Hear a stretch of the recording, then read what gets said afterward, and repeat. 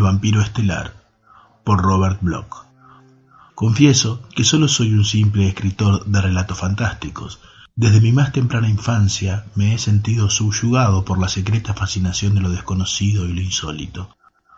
Los temores innominables, los sueños grotescos, las fantasías más extrañas que obsesionan nuestra mente, han tenido siempre un poderoso e inexplicable atractivo para mí. En literatura he caminado con Poe por los senderos ocultos, me he arrastrado en las sombras con Machen, he cruzado con Baudelaire las regiones de las hórridas estrellas o me he sumergido en las profundidades de la tierra guiado por relatos de la antigua ciencia. Mi escaso talento para el dibujo me obligó a intentar describir con torpes palabras los seres fantásticos que moran en mis sueños tenebrosos. Esta misma inclinación por lo siniestro se manifestaba también en mis preferencias musicales. Mis composiciones favoritas eran la suite de los planetas y otras del mismo género. Mi vida interior se convirtió muy pronto en un perpetuo festín de horrores fantásticos, refinadamente crueles. En cambio, mi vida interior era insulsa. Con el transcurso del tiempo me fui haciendo cada vez más insociable hasta que acabé por llevar una vida tranquila y filosófica en un mundo de libros y sueños. El hombre debe trabajar para vivir. Incapaz por naturaleza de todo trabajo manual, me sentí desconcertado en mi adolescencia ante la necesidad de elegir una profesión. Mi tendencia a la perversión vino a complicar las cosas y durante algún tiempo estuve bordeando el desastre económico más completo. Entonces fue cuando me decidí a escribir. Adquirí una vieja máquina de escribir, un montón de papel barato y unas hojas de carbón. Nunca me preocupó la búsqueda de un tema. ¿Qué mejor veneno que las ilimitadas regiones de mi viva imaginación? Escribía sobre temas de horror y oscuridad y sobre el enigma de la muerte. Al menos, en mi inexperiencia y candidez, este era mi propósito. Mis primeros intentos fueron un fracaso rotundo. Mis resultados quedaron lastimosamente lejos de mis soñados proyectos. En el papel, mis fantasías más brillantes se convirtieron en un revoltijo insensato de pesados adjetivos, y no encontré palabras de uso corriente con que expresar el terror portentoso de lo desconocido. Mis primeros manuscritos resultaron mediocres, vulgares. Las pocas revistas especializadas del género los rechazaron con significativa unanimidad. Tenía que vivir. Lentamente, pero de manera segura, comencé a ajustar mi estilo a mis ideas. Trabajé laboriosamente las palabras, las frases y las estructuras de las oraciones. Trabajé duramente en ello. Pronto aprendí lo que era sudar. Por fin, uno de mis relatos fue aceptado, después un segundo y un tercero y un cuarto. Enseguida comencé a dominar los trucos más elementales del oficio y comencé finalmente a vislumbrar mi porvenir con cierta claridad. Retorné con el ánimo más ligero a mi vida de sueños y a mis queridos libros. Mis relatos me proporcionaban medios un tanto escasos para subsistir y durante cierto tiempo no pedí más a la vida.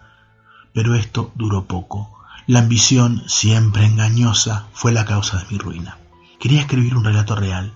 No uno de esos cuentos efímeros y estereotipados que producía para las revistas, sino una verdadera obra de arte. La creación de semejante obra maestra llegó a convertirse en mi ideal. Yo no era un buen escritor, pero ello no se debía enteramente a mis errores de estilo. Presentía que mi defecto fundamental radicaba en el asunto escogido. Los vampiros, hombres lobos, los profanadores de cadáveres, los monstruos mitológicos constituían un material de escaso mérito. Los temas e imágenes vulgares, el empleo rutinario de adjetivos y un punto de vista prosaicamente antropocéntrico eran los principales obstáculos para producir un cuento fantástico realmente bueno. Debía elegir un tema nuevo, una intriga verdaderamente extraordinaria. Si pudiera concebir algo realmente teratológico, algo monstruosamente increíble, estaba ansioso por aprender las canciones que cantaban los demonios al precipitarse más allá de las regiones estelares, por oír las voces de los dioses antiguos susurrando sus secretos al vacío preñado de resonancias. Deseaba vivamente conocer los terrores de la tumba, el roce de las larvas en mi lengua, la dulce caricia de una podrida mortaja sobre mi cuerpo. Anhelaba hacer mías las vivencias que yacen latentes en el fondo de los ojos vacíos de las momias, y ardía en deseos de aprender la sabiduría que sólo el gusano conoce. Entonces podría escribir la verdad, y mis esperanzas se realizarían cabalmente. Busqué el modo de conseguirlo. Serenamente comencé a escribirme con pensadores y soñadores solitarios de todo el país. Mantuve correspondencia con un eremita de los montes occidentales, con un sabio de la región desolada del norte y con un místico de Nueva Inglaterra. Por medio de este tuve conocimiento de algunos libros antiguos que eran tesoro y reliquia de una ciencia extraña. Primero me citó con mucha reserva algunos pasajes del legendario Necronomicon, luego se refirió a cierto libro de Eibon que tenía fama de superar a los demás por su carácter demencial y blasfemo. Él mismo había estudiado aquellos volúmenes que recogían el terror de los tiempos originales, pero me prohibió que ahondara demasiado en mis indagaciones. Me dijo que como hijo de la embrujada ciudad de Arkham, donde aún palpitan y acechan las sombras de otros tiempos, había oído cosas muy extrañas, por lo que decidió apartarse prudentemente de las ciencias negras y prohibidas. Finalmente, después de mucho insistirle, consintió de mala gana en proporcionarme los nombres de ciertas personas que a su juicio podrían ayudarme en mis investigaciones. Mi corresponsal era un escritor de notable brillantez, gozaba de una sólida reputación en los círculos intelectuales más exquisitos, y yo sabía que estaba tremendamente interesado en conocer el resultado de mi iniciativa. Tan pronto como su preciosa lista estuvo en mis manos, comencé una masiva campaña postal con el fin de conseguir los libros deseados. Dirigí mis cartas a varias universidades, a bibliotecas privadas, a astrólogos afamados y a dirigentes de ciertos cultos secretos de nombres oscuros y sonoros. Pero aquella labor estaba destinada al fracaso. Sus respuestas fueron manifiestamente hostiles. Estaba claro que quienes poseían semejante ciencia se enfurecían ante la idea de que sus secretos fuesen develados por un intruso. Posteriormente, recibí varias cartas anónimas llenas de amenazas, e incluso una llamada telefónica verdaderamente alarmante. Pero lo que más me molestó fue darme cuenta de que mis esfuerzos habían resultado fallidos. Negativas, evasivas, desaires, amenazas. Aquello no me servía de nada. Debía buscar por otra parte. Las librerías. Quizá descubriese lo que estaba buscando en algún estante olvidado y polvoriento. Entonces comencé una cruzada interminable. Aprendí a soportar mis numerosos desengaños con impasible tranquilidad. En ninguna de las librerías que visité habían oído hablar del espantoso Necronomicon, del maligno libro de Eibon, ni del inquietante Cult des Ghouls. La perseverancia acaba por triunfar. En una vieja tienda de la calle South Dearborn, en una de las estanterías arrinconadas, acabé por encontrar lo que estaba buscando. Allí, encajado entre 2 ediciones centenarias de Shakespeare, descubrí un gran libro negro con tapas de hierro. En ellas, grabado a mano, el título de Vermis Mysteris, Misterios del Gusano. El propietario no supo decirme de dónde procedía el libro aquel. Quizá lo había adquirido hace un par de años en algún lote de libros de segunda mano. Era evidente que desconocía su naturaleza, ya que me lo vendió por $1. Encantado por su inesperada venta, me envolvió el pesado mamotreto y me despidió con amable satisfacción. Yo me marché apresuradamente con mi precioso botín bajo el brazo. Lo había encontrado. Ya tenía referencias del libro. Su autor era Ludwig Prien y había perecido en la hoguera inquisitorial en Bruselas cuando los juicios por brujería estaban en su apogeo. Había sido un personaje extraño, alquimista, nigromante y mago de gran reputación. Alardeaba de haber alcanzado una edad milagrosa, cuando finalmente fue inmolado por el fiero poder secular. De él se decía que se proclamaba el único superviviente de la 9ª Cruzada y exhibía como prueba ciertos documentos mohosos que parecían atestiguarlo. Lo cierto es que en los viejos cronicones el nombre Ludwig Prien figuraba entre los caballeros servidores de Montserrat, pero los incrédulos lo seguían considerando como un chiflado y un impostor, a lo sumo descendiente de aquel famoso caballero. Ludwig atribuía sus conocimientos de hechicería a los años en que había estado cautivo entre los brujos y encantadores de Siria, y hablaba a menudo de sus encuentros con los Dijins y los Efret de los antiguos mitos orientales. Se sabe que pasó algún tiempo en Egipto, y entre los antones libios circulan ciertas leyendas que aluden a las hazañas del viejo adivino en Alejandría. En todo caso, pasó sus posteriores días en las llanuras de Flandes, su tierra natal, habitando, lugar muy adecuado, las ruinas de un sepulcro prerromano que se alzaba en un bosque cercano a Bruselas. Se decía que allí moraba en las sombras, rodeado de demonios familiares y terribles sortilegios. Aún se conservan manuscritos que dicen, en forma un tanto evasiva, que era asistido por compañeros invisibles y servidores enviados de las estrellas. Los campesinos evitaban pasar la noche por el bosque donde habitaba.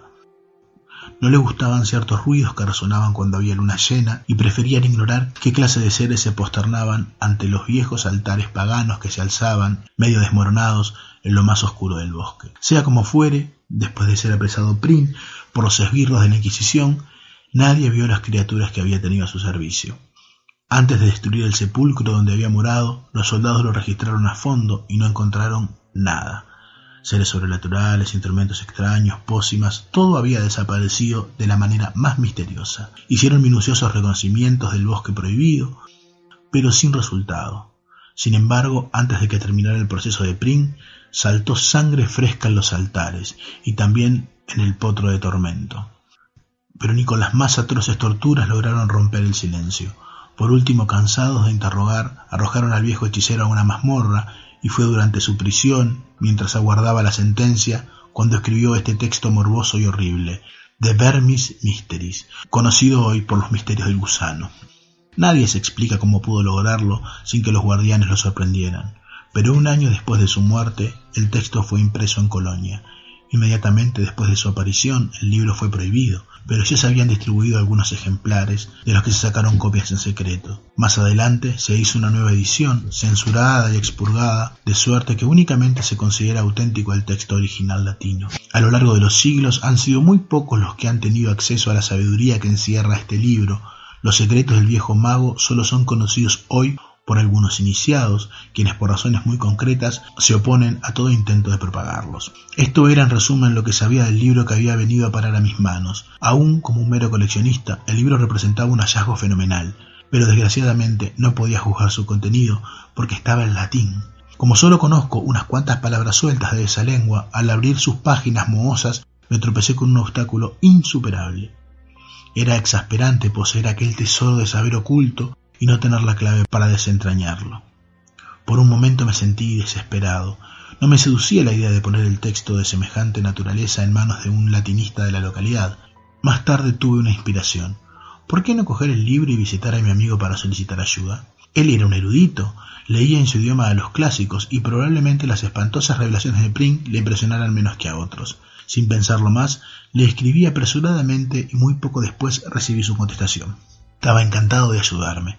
Por encima de todo, debería ir inmediatamente. Providence es un pueblo agradable. La casa de mi amigo era antigua, de un estilo gregoriano bastante caro. La planta baja era una maravilla del ambiente colonial. El piso alto, sombreado por las dos vertientes del tejado e iluminado por una amplia ventana, servía de estudio a mi anfitrión. Allí reflexionamos durante la espantosa y memorable noche del pasado abril, junto a la gran ventana abierta a la mar azulada. Era una noche sin luna, una noche lívida en que la niebla llenaba la vacía oscuridad de las sombras aladas. Todavía puedo imaginar con nitidez la escena, una pequeña habitación iluminada por la luz de una lámpara, la mesa grande, las sillas de alto respaldo. Los libros tapizaban las paredes, los manuscritos se apilaban aparte en archivadores especiales. Mi amigo y yo estábamos sentados junto a la mesa ante el misterioso volumen. El delgado perfil de mi amigo proyectaba una sombra inquieta en la pared, y su semblante de cera adoptaba a la luz mortecina una apariencia furtiva. En el ambiente flotaba como un presagio una portentosa revelación. Yo sentía la presencia de unos secretos que acaso no tardarían en revelarse. Mi compañero era sensible también a esta atmósfera expectante. Los largos años de soledad habían agudizado su intuición hasta un extremo inconcebible. No era el frío lo que hacía temblar su butaca, ni era la fiebre la que hacía llamear sus ojos con el fulgor de piedras preciosas. Aún antes de abrir aquel libro maldito, sabía que encerraba una maldición. El olor a moho que despedían las páginas antiguas traía consigo un vaho que parecía brotar de una tumba. Sus hojas descoloridas estaban carcomidas por los bordes. Su encuadernación de cuero estaba roída por las ratas, acaso por unas ratas cuyo aliento habitual fuera singularmente horrible. Aquella noche había contado a mi amigo la historia del libro y lo había desempaquetado en su presencia. Al principio parecía deseoso y ansioso, diría yo, por empezar enseguida su traducción. Ahora en cambio vacilaba, insistía en que no era prudente leerlo. Era un libro de ciencia maligna. ¿Quién sabe qué conocimientos demoníacos se ocultaban en sus páginas o qué males podrían sobrevenir al intruso que se atreviese a profanar sus secretos? No era conveniente saber demasiado. Muchos hombres habían muerto por practicar la ciencia corrompida que contenían esas páginas. Me rogó que abandonara mi investigación, ahora que no lo había leído aún, y que tratara de inspirarme en fuentes más saludables. Fui necio. Rechacé precipitadamente sus objeciones, con palabras vanas y sin sentido. Yo no tenía miedo. Podíamos echar al menos una mirada al contenido de nuestro tesoro. Comencé a pasar las hojas. El resultado fue decepcionante. Su aspecto era el de un libro antiguo y corriente, de hojas amarillentas y medio deshechas, impreso en gruesos caracteres latinos y nada más. Ninguna ilustración, ningún grabado alarmante. Mi amigo no pudo resistir la tentación de saborear semejante rareza bibliográfica. Al cabo de un momento se levantó para echar una ojeada al texto por encima de mi hombro. Luego, con creciente interés, empezó a leer en voz baja algunas frases en latín. Por último, vencido ya por el entusiasmo, me arrebató el precioso volumen, se sentó junto a la ventana y se puso a leer pasajes al azar. De cuando en cuando los traducía al inglés. Sus ojos relampagueaban con un brillo salvaje, su perfil cadavérico expresaba una concentración total en los viejos caracteres que cubrían las páginas del libro. Cuando traducía en voz alta, las frases retumbaban como una letanía del diablo. Luego, su voz se debilitaba hasta convertirse en un siseo de víbora. Yo tan solo comprendía algunas frases sueltas, porque en su ensimismamiento parecía haberse olvidado de mí. Estaba leyendo algo referente a hechizos y encantamientos. Recuerdo que el texto aludía a ciertos dioses de la adivinación, tales como el padre Shig, Han el Oscuro y Viatis, cuya barba estaba formada de serpientes. Yo temblaba, ya conocía esos nombres terribles, pero más habría temblado si hubiera llegado a saber lo que estaba a punto de ocurrir. Y no tardó en suceder. De repente mi amigo se volvió hacia mí, preso de una gran agitación. Con voz chillona y excitada me preguntó si recordaba las leyendas sobre las hechicerías de Prin y los relatos sobre servidores invisibles que había hecho venir desde las estrellas. Dije que sí, pero sin comprender la causa de su repentino frenesí. Entonces me explicó el motivo de su agitación. En el libro, en un capítulo que trataba de los demonios familiares, había encontrado una especie de plegaria o conjuro que tal vez fuera el que Prin había empleado para atraer a sus invisibles servidores de los espacios ultraterrestres. Ahora lo iba a escuchar, él me lo leería. Yo permanecí sentado como un tonto, ignorante de lo que iba a pasar. ¿Por qué no gritaría entonces? ¿Por qué no trataría de escapar o de arrancarle de las manos aquel códice monstruoso? Pero yo no sabía nada y me quedé sentado donde estaba, mientras mi amigo, con voz quebrada por la violenta excitación, leía una larga y sonora invocación. Tibi magnum innominarum, signa stellarum nigrarum et bufaniformis, sadoquae sigillum. El ritual siguió adelante. Las palabras se alzaron como aves nocturnas de terror y muerte, temblaron como llamas en el aire tenebroso y contagiaron su fuego letal a mi cerebro. Los acentos atronadores de mi amigo producían un eco infinito, más allá de las estrellas remotas.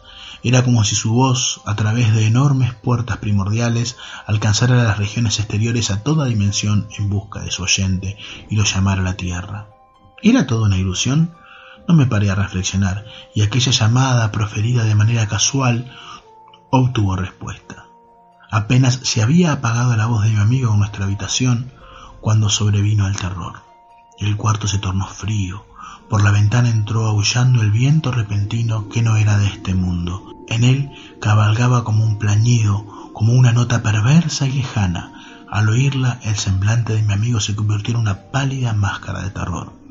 Luego las paredes crujieron y las hojas de la ventana se combaron ante mis ojos atónitos. Desde la nada que se abría más allá de la ventana llegó un súbito estallido de lúbrica brisa, unas carcajadas histéricas que parecían producto de la más completa locura. Aquellas carcajadas que no profería boca alguna alcanzaron la última quintasencia del horror. Lo demás ocurrió a una velocidad pasmosa. Mi amigo se lanzó hacia la ventana y comenzó a gritar, manoteando como si quisiera zafarse del vacío. A la luz de la lámpara vi sus rasgos contraídos en una mueca de loca agonía. Un momento después su cuerpo se levantó del suelo y comenzó a doblarse hacia atrás, en el aire, hasta un grado imposible. Inmediatamente sus huesos se rompieron con un chasquido horrible y su figura quedó colgando en el vacío. Tenía los ojos vidriosos y sus manos se crispaban compulsivamente como si quisiera agarrar algo que yo no veía. Una vez más se oyó aquella risa besánica, pero ahora provenía de dentro de la habitación. Las estrellas oscilaban en roja angustia, el viento frío silbaba estridente en mis oídos. Me encogí en mi silla, con los ojos clavados en aquella escena aterradora que se desarrollaba ante mí. Mi amigo empezó a gritar, sus alaridos se mezclaban con aquella risa perversa que surgía del aire. Su cuerpo combado, suspendido en el espacio, se dobló nuevamente hacia atrás mientras la sangre brotaba de su cuello desgarrado como agua roja de un surtidor. Aquella sangre no llegó a tocar el suelo. Se detuvo en el aire y cesó la risa, que se convirtió en un gorgoteo nauseabundo. Dominado por el vértigo del horror, comprendí todo. La sangre estaba alimentando a un ser invisible del más allá. ¿Qué entidad del espacio había sido invocada tan repentina e inconscientemente? ¿Qué era aquel monstruoso vampiro que yo no podía ver? Pues aún tuvo lugar una espantosa metamorfosis. El cuerpo de mi compañero se encogió, marchito ya y sin vida. Por último cayó en el suelo y quedó horriblemente inmóvil. Pero en el aire de la estancia sucedió algo pavoroso. Junto a la ventana, en el rincón, se hizo visible un resplandor rojizo, sangriento. Muy despacio, pero de forma continua, la silueta de la presencia fue perfilándose cada vez más, a medida que la sangre iba llenando la trama de la invisible entidad de las estrellas. Era una inmensidad de gelatina palpitante, húmeda y roja, una burbuja escarlata con miles de apéndices, unas bocas que se abrían y se cerraban con horrible codicia. Era una cosa hinchada y obscena, un bulto sin cabeza, sin rostro, sin ojos, una especie de buche hábito dotado de garras, que había brotado del cielo estelar. La sangre humana con la que se había nutrido revelaba ahora los contornos del comensal. No era espectáculo para presenciarlo un humano. Afortunadamente para mi equilibrio mental, aquella criatura no se demoró ante mis ojos. Con un desprecio total por el cadáver flácido que yacía en el suelo, asió el espantoso libro con un tentáculo viscoso y retorcido y se dirigió a la ventana con rapidez. Allí comprimió su tembloroso cuerpo de gelatina a través de la abertura y desapareció. Oí su risa burlesca y lejana arrastrada por las ráfagas del viento mientras regresaba a los abismos de donde había venido. Eso fue todo. Me quedé solo en la habitación ante el cuerpo roto y sin vida de mi amigo. El libro había desaparecido. En la pared había huellas de sangre y abundantes salpicaduras en el suelo. El rostro de mi amigo era una calavera ensangrentada vuelta hacia las estrellas. Permanecí largo rato sentado en silencio antes de prenderle fuego a la habitación. Después me marché. Me reí porque sabía que las llamas destruirían toda huella de lo ocurrido. Yo había llegado aquella misma tarde, nadie me conocía ni me había visto llegar. Tampoco me vio nadie partir, ya que huí antes de que las llamas empezaran a propagarse. Anduve horas y horas, sin rumbo, por las torcidas calles, sacudido por una risa idiota, cada vez que divisaba las estrellas inflamadas, cruelmente jubilosas, que me miraban furtivamente a través de los desgarrones de la niebla fantasmal. Al cabo de varias horas me sentí lo bastante calmado para tomar el tren. Durante el largo viaje de regreso estuve tranquilo, y lo he estado igualmente ahora, mientras escribía esta relación de los hechos. Tampoco me alteré cuando leí en la prensa la noticia de que mi amigo había fallecido en un incendio que destruyó su vivienda. Solamente a veces, por la noche, cuando brillan las estrellas, los sueños vuelven a conducirme hacia el gigantesco laberinto del horror y la locura. Entonces tomo drogas, en un vano intento por disipar los recuerdos que me asaltan mientras duermo. Pero esto tampoco me preocupa demasiado, porque sé que no permaneceré mucho tiempo aquí. Tengo la certeza de que veré una vez más aquella temblorosa entidad de las estrellas. Estoy convencido de que pronto volverá para llevarme a esa negrura que hoy es morada de mi amigo, y a veces deseo vivamente que llegue ese día, porque entonces aprenderé yo también, de una vez y para siempre, los misterios del gusano.